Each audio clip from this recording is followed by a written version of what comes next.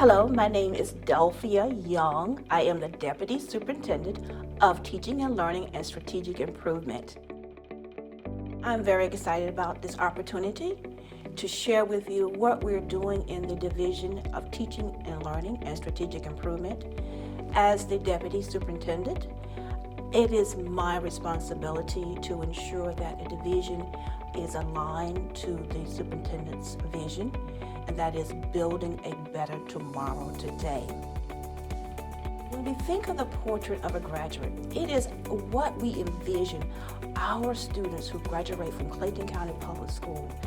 We want them to have a level of competency, a level of knowledge. We want them to possess the skills so that they can be successful in life. And not only just be successful, but to thrive in life. And so we have been working as a team collectively with all of our departments on building academic success through intentional classroom strategies and what we coin as back to the basics. And when I think about back to the basics, I'm really talking about what are the fundamental things we need to do to ensure that all of our students are learning. My name is Dr. Charmin Johnson, and I am the Chief Academic Officer for Elementary Academics. And one of my responsibilities is really just to make sure that our schools and our students and teachers have the resources that they need to be successful. We are building capacity for our teachers and that we're providing professional development opportunities so that our teachers can be equipped with the tools that they need to provide quality instruction to our students.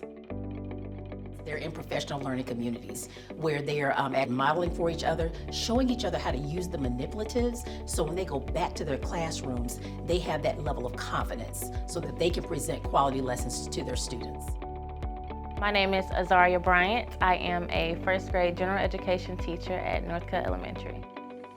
The Back to the Basics framework allows me to be able to prepare my students to be college ready. It also allows me to be able to differentiate my instruction, so that way every child's needs are met, whether they are beginning, developing, proficient, or distinguished. The different curriculum that is included in this framework allows myself and other educators to begin, if not finish, closing the academic gap. The framework also enables me to stay focused, and it also motivates me to always begin with the end in mind. So if I have a goal that I want my students to reach, I know what resources, what strategies, what steps to take in order for my students to reach that goal. Dr. Timothy Guiney, Chief Academic Officer for Secondary Instruction, and I work directly with the high schools and the middle schools for all aspects of curriculum and instruction. So our instructional framework is really our foundation for our entire instructional program. We did a lot of work over the summer, beginning with our core leadership team and going all the way through our Division of Teaching, Learning, and Strategic Improvement, where we really spent a lot of time curating this roadmap for success. We've made it our charge this year to ensure that from me all the way down, Dr. Young all the way down, that we are at our schools supporting our leaders, supporting our teachers, our instructional coaches on a daily and weekly basis, because we know that's where the rubber meets the road. I am Dr. Mickey Harris, principal at Eddie White Middle Academy. The one thing I like about our instructional framework is students are not just looking at the verbiage of the standard. They know specifically what they're learning. It's not about them writing down what the teacher writes on the board. It's about them understanding what we're doing for the day, plain and simple.